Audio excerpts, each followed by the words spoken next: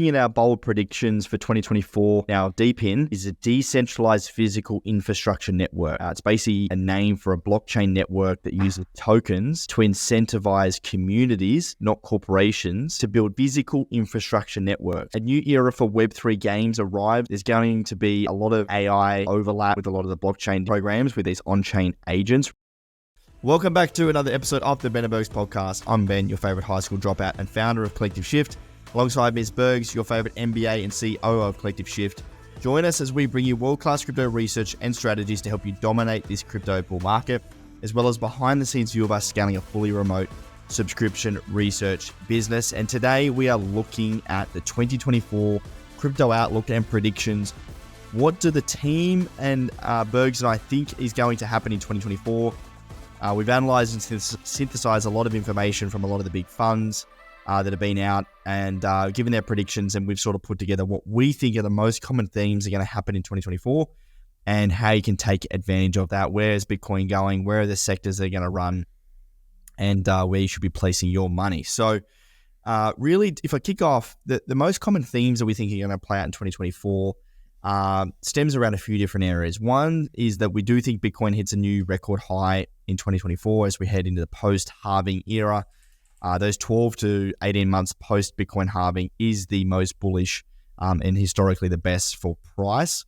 So obviously the Bitcoin halving is coming up in April. We fully expect price to really run for the year following that. A new era for Web3 games arrives. So as we know, there's been so much money pumped into the market over the last sort of couple of years in the gaming sector. We've got a lot of new games coming out this year, which is going to be really exciting. There's going to be a lot of AI overlap with a lot of the blockchain different sort of programs with these on-chain agents, really making things more scalable and more programmable for markets and computing resources. And then obviously stablecoins continuing to be increased in commerce. Stablecoins are just continuing to grow in terms of volumes and on-chain activity. I've got the Stables app on my phone, which I'm able to pay for things with stablecoins, which is really cool and just a great use case for cryptocurrencies. And then also Solana's DePIN narrative source. This has been in the headlines pretty recently. It's a new sort of sector. Solana's obviously been in the spotlight for the last 6 to 12 months, and the DePIN narratives starting to grow as well, which we'll touch on as well. But they're sort of the main themes that we think are going to come up in 2024. Bergs, is there any other themes that you're thinking that will sort of show up this year? I think Ethereum all-time high. With everything that's happening, ETF on the horizon, I really see that happening this year. Yeah. And I think all of these, they're pretty solid because you've got, Bitcoin, you've had an ETF, you've got the halving happening. Solana's gone nuts and you've got the decentralized physical infrastructure networks. Web3, huge themes, had money pumped into it during the bear market. They've been building. You've got AI and blockchain. AI is huge. It's come off the boiler a bit, but combine it with blockchain, different agents doing different things, people experimenting. And of course, stablecoins, where are you going to put your profits? It's very rare that you're going to convert it back into fiat. And a lot of people use DEXs nowadays, so they want a stable coin. It's much easier just to hold it in that crypto environment unless you need to take it out and actually spend it. And even if you do, like you said, you can use the Stables app. Yeah, man, I think you've nailed it there with Ethereum. It really underperformed last year, and the sentiment really went bearish when Solana started to run. But I think there's going to be a bit of a rotation back to Ethereum. There's some major catalysts happening this year for Ethereum. First of all is the Denkan upgrade that's coming in March or April. They're going to make layer 2s super, super fast. They were looking at 10 times cheaper transactions. So I think Ethereum and layer 2s are going to have a bit of attention this year. Again, layer 2 sort of underperformed again last year. We've got the restaking driven by the Eigenlayer token launch. So that should be coming out mid this year. If you've been following the podcast and a member of ours, you have got on the Eigenlayer airdrop staking, which is coming up, which is super exciting. Also, the Ethereum ETF. There's been talks that the ETF may be approved at some point this year. So front running that ETF, as we saw, same with the Bitcoin ETF, could fuel a movement for the Ethereum price to continue upwards. And then also that sort of stable coin fuel just continue to build that narrative around leveraging ETH yield and things like that on native stable coins. So that's super exciting. I think Ethereum's going to be a big one. But Bergs, I mean, Solana, if we just touch on Solana for a second, that has just been in the limelight for a little while now. Let's talk about the DPIN narrative. So we'll talk about what that is. First of all, though, like Solana, I think is up 900% in the last year or so. Like it's had a huge growth after the FTX events, and it had a lot of the blockchain had a lot of time off. It was just really struggling, but I like that. The blockchain had a lot of time off where they hit the pause button, mate. Hit the pause button, mate. And that's it. So one of our content creators, Leon, he's covered this extensively, Metaverse Explorer. And he's been across this for years. We give him a lot of stick about it because Solana kept pausing their blockchain. And it's like any company, like when you're small and you start out, you're going to have failures. You need a lot of control. These types of things are going to happen. And then there was the Solana narrative with all the VCs dumping on everyone, Solana getting crushed into oblivion. But the community was still quite large and people were building, and they've even delivered some quite decent games. And then these people that are active are now being rewarded with significant airdrops, which drives activities and claims back to the Sol token, and the price has just gone through the roof.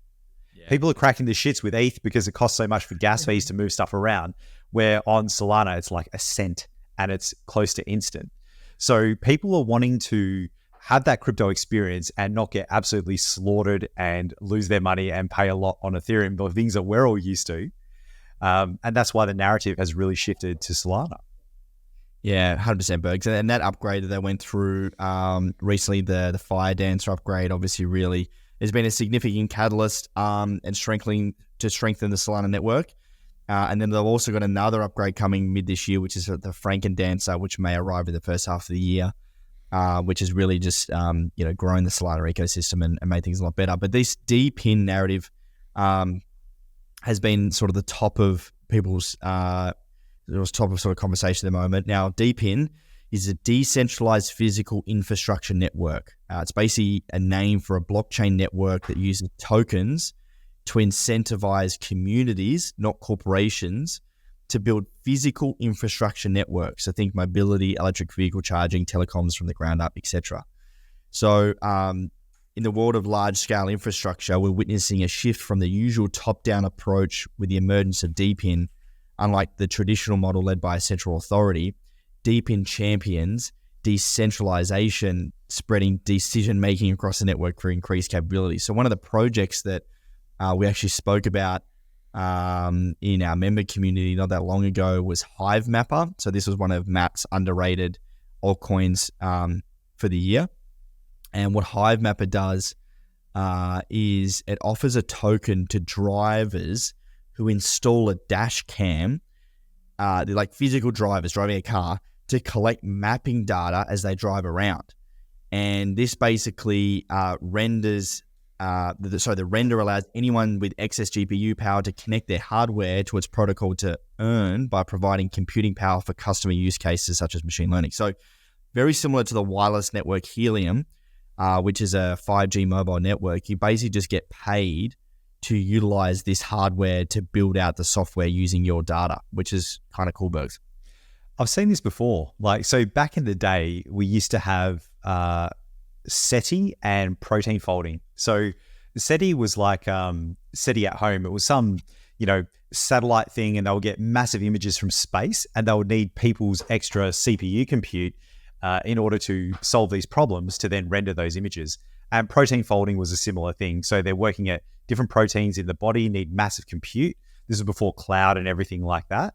And people would just rent out their CPUs. You do it for free because it's a volunteer type thing. But then I heard this narrative again, Ben, where it's, do you remember IOTA? This was exactly the same thing, where you'd have their Internet of Things, you'd have IOTA tokens, you get paid to rent out time and use that extra compute to validate transactions. And now we've got it again. And I like the narrative, but first of all, doing anything with decentralized compute absolutely sucks. No one will, even people that work in it will never recommend it. Then there's bandwidth restrictions, what you can do, what you actually get, overheating your device, lots of other things as well. I like it as a concept, but it'll be interesting to see how it actually goes in practice and at scale. Yeah, it's interesting. we'll definitely find out. And the price has run up. I mean, the Hive Mapper itself is only 120 mil market cap, but like you said, Bergs, like these things are, great ideas and great on paper, but then the execution is just like extremely difficult to pull off. Just look at the narrative, Ben. It's deep in. Are you not in deep in? No, you're not across deep in? Mate, you got to be across it. You got to get in there. It's the latest thing. It's amazing. I got 15 deep in tokens that go through the roof, mate. What is deep in? No, I couldn't tell you, mate. Yeah, exactly. And I bet you the majority of people, even if you see that physical infrastructure network, would not know what that means, and the actual IT tech that has to like plug together to be able to run on those devices and do certain things. And it's a nightmare, but it is a really good narrative. And some things do work, like mesh networks work. Things like, what are those little tags, those Apple AirTags? Yeah, AirTags. That's an example of that, where you create a mesh network with the phones, and if there's a tag nearby, it'll let you know. That kind of stuff really works. So if these guys on the projects in Deepin can crack it and use something like this and people get rewarded, that's amazing. Yeah, we'll see how it plays out. Yeah. Now, in terms of stepping it back a little bit, looking at the macro thesis for 2024, this is a piece by Victor, who posted this for our members very recently, just around the macro thesis for 2024. So basically what he's talking about here is the rate hiking cycle has ended, and the consensus outlook for rates is starting to trend lower this year, which is a positive. If the economy performs so well that it overheats, he doubts that many rate cuts will occur, and as such, rates will only decline if the economy permits it. Now, moreover, the extended period of transitory inflation will lead to a deterioration of US household savings. This will lead to a slowdown in consumer spending, pressuring corporate profit margins, and in turn, the labor market will slow, leading to weakness in wage growth. Now, finally, the US, the Fed, will have the comfort to drop rates. He's in the camp that the Fed will not reduce rates as quickly as the market expects, but rates will fall further from the Fed's current forecast. And then obviously we've got the US elections will also play a pivotal role, and a few things happening over in China and the debt recycling market. So great little report there from him. Overall, I think it's going to be relatively positive for risk on assets. This is my opinion. Risk on assets if the rates continue to come down, and potentially start to see Bitcoin really push post Bitcoin halving. And Matt also sort of agrees with this, thinking that we'll probably hit all-time highs for Bitcoin. Nick, not so much. Our other analyst, he thinks we'll get close, but Matt's in the camp of all-time highs. That's awesome. And if you think just in your day-to-day, like things are getting more expensive. We hear about housing crises every single day. This is just within Australia. It's probably even worse in the States. They've got an election coming up, and generally leading into election, they'll make promises, they'll do rate cuts, they'll do whatever to get in. And we generally tend to follow the States, especially in money markets. But I think, you can't raise interest rates forever. You can, especially at the point they're at now, like we're almost at breaking point for a lot of people, particularly in Australia. We're doing some tax cuts. They're not significant. Prices are still going up. So something needs to be done. Inflation does need to be curbed, but not so much that you get a riot on your hands. I think it takes a lot for Australians to riot. The French, not so much. But things are getting expensive. They're very challenging. Interest rates are high. And once that comes off the boil, capital becomes cheaper. People start to invest more. They have more money and access to capital, and they'll start to flow into risk-on assets. Yeah, man. I sat down and did my personal finances the other day, and it's fascinating. You sit down and you go, wow, unless you're investing, you're not going to be able to get ahead in life unless you're 150, 170, 200K plus sort of salary, and maybe you have a family and you got a spouse and you can sort of, bring your incomes together. But, it's very expensive to live in Australia. In the cities especially, like the cost of living has gone up so much. And even I spoke to a friend of mine who lives in America recently. She was telling me that teachers in the US have a second job during the holidays to be able to afford to live. Like they're not on big wages at all. Yeah. And during summer holidays, they're on the second job to pay for things. Like that's wild. Yeah, they don't get the benefits that teachers over here get. I think teachers over here are still underpaid, but in the States especially. And, it's a core job that they need in the States. It's things are very challenging over there. I saw a tweet where it's like, if you take out the top 4 big tech companies from the States, like what do you have left? And it's like, whoa, because they generate like a lot of income, a lot of taxes, a lot of jobs. Challenging times. Anyway, so looking at our bold predictions for 2024 from our analyst, Nick expects the stablecoin market to hit all record highs. An S&P 500 company adopts Bitcoin and the Lightning Network integrated by an e-commerce giant. I like that. And a Web3 native game wins over our Web2 gamers. And all right, hang on. Before we go on, let's speculate here, mate. So stablecoin market cap, I think that's a given, where if everything else is going up, you'll need to rotate into stables to take profits. Yep. Now, who do we think this S&P 500 company that will adopt the Bitcoin Lightning Network, integrated by an e-commerce giant? What do we think in Amazon, Apple, PayPal, Twitter? It could be Twitter. It could be Twitter. Maybe it could be Shopify. I mean, probably Shopify already has some sort of integration, but I'm thinking Twitter.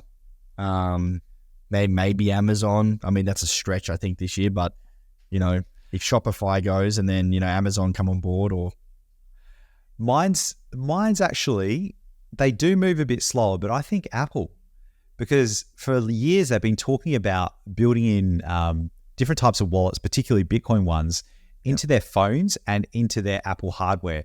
And if we're really talking about this, they do similar shit anyway with the way their hardware is and the way it's set up, and the security protocols that they have. So it won't be anything kind of new. It's just done in a different way and native to a device.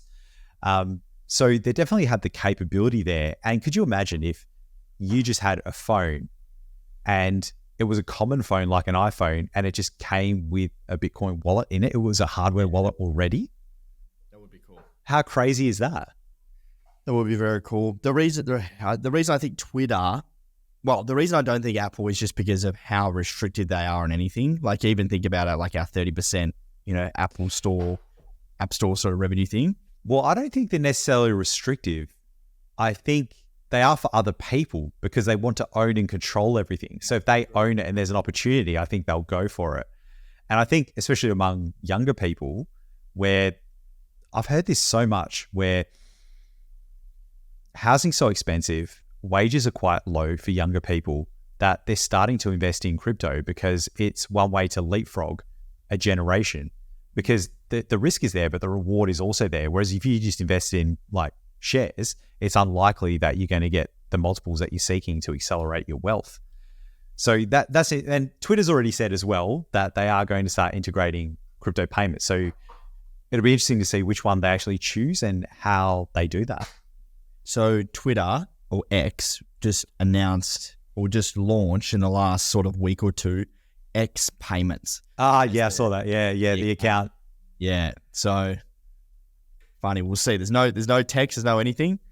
So we'll see. See what happens. Amazing. And a Web3 native game wins over Web2 gamers. That would be amazing to see, because Web2 is an insane. Just gaming is an insane market. Yeah. Like, I even play Apex Legends, and just to see people go to and from that game every couple of months when there's a new release, and it's just so hyper competitive, red ocean. So they'll need to compete with those guys. To be honest, they don't even need to mention it's a Web3 game. It just needs to be a good game. I want to see Web3 devs make an amazing Web2 game. And let's be honest, they're building on similar tooling. They're just adding Web3 componentry. So it's more about kind of the business model behind it. And it needs to be seamless to the people. So it needs to offer them something that Web2 gaming doesn't have. So an amazing game, a different game, or different game mechanics to really bring them over. But you're right. Like, who cares about blockchain and Web3 and NFT? Just make a good game. Yeah, that's exactly it. Awesome, man. And Matt's was Solana breaks all-time highs of $260. The real-world asset sector fails to meet expectations and underperforms the market. Interesting. And transaction fees on Ethereum Layer 2s are still widely considered too high in the months after the Denka upgrade, keeping the window of opportunity open for other low-cost blockchains to attract users and developers. That's interesting because, I'm pretty heavily invested in the RWA sector. So we'll see how that plays out. I definitely think that it's got a lot of narrative there at the moment. So we'll see if that sort of, continues to bring retail interest. And then the transaction fees on the Ethereum layer 2s. I mean, I think that's why we're seeing so many people pile into alternative blockchains, Avalanche, Solana, et cetera, because of how expensive Ethereum is. So yeah, see how that plays out. I agree with the first two. So Solana will break an all-time high. I definitely think so. Real-world assets, yeah, I think